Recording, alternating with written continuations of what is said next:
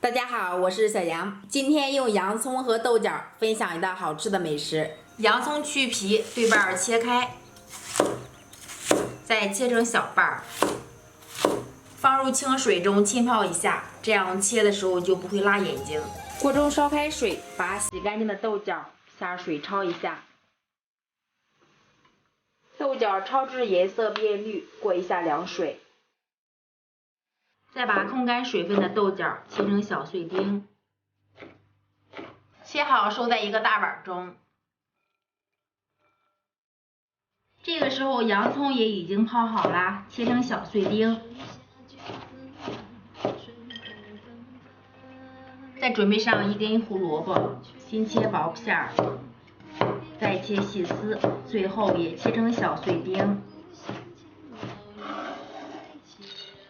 这是我提前泡发好的木耳，切成小碎丁。最后准备一块五花肉，切成薄片，再切成小块。把肉放在锅中，不用加食用油，煸炒出里面的油脂，这样吃的时候才更香。把炒好的肉倒在豆角里面，充分的搅拌均匀，然后再把切好所有的配菜倒在里面，里面再加一勺黄豆酱，适量的食用盐，小半勺的白砂糖提鲜，再加一勺蚝油和少许的胡椒粉，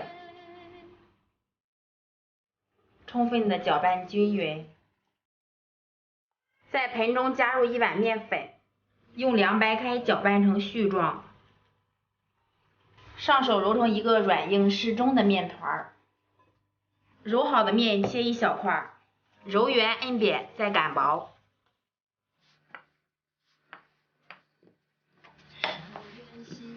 擀成这种大薄饼之后，把做好的馅料铺在上面，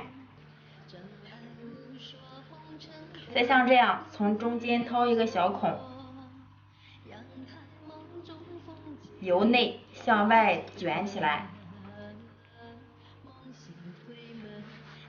对半切开之后，把收口处收紧，再像这样一层层的卷起来。最后把收口处压在下面，再像这样轻轻的摁扁。平底锅预热，刷一层食用油，把做好的生坯放入锅中，表面再刷一层食用油，盖上一个大一点的盖子，煎至定型。像这样底面煎定型之后，再翻个面，盖上盖子，再把另一面煎定型。中途我们多翻几次面，把两面都煎成这种焦黄色，就可以出锅了。看一下今天我们这道豆角洋葱饼就这样做好啦，这样一层层的掰着吃，非常的方便。哇，里面的馅料特别的鲜美，表皮金黄酥脆，非常的好吃。喜欢这个做法的朋友赶紧尝试一下吧。感谢朋友们的观看，我们下期再见。